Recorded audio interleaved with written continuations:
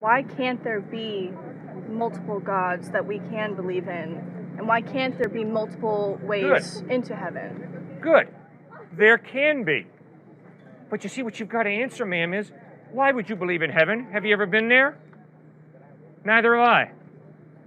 So, in light of the fact you've never seen heaven, why would you, as a thinking human being, believe there's a heaven?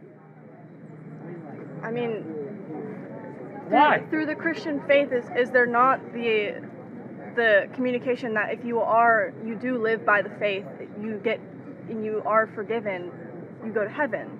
Yes.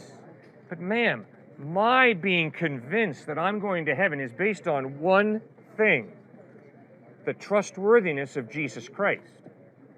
Because I've never been to heaven. So I don't know if there's a heaven or not from my experience.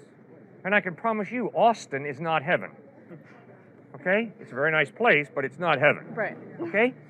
So you see, ma'am, when it comes to heaven, you're going to have to trust somebody the same way I'm going to have to trust somebody.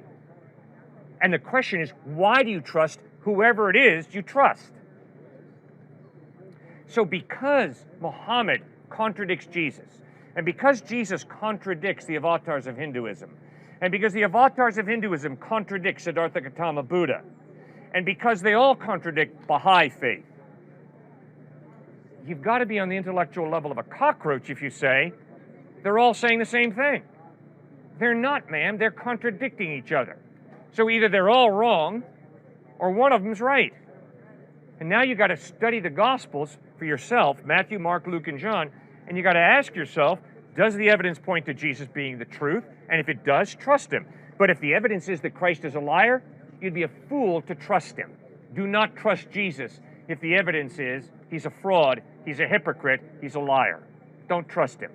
But if the evidence is he's totally reliable, if the evidence is he really did die and rise from the dead, then you can trust him, and he's the one who promises heaven to everybody who puts their faith in him.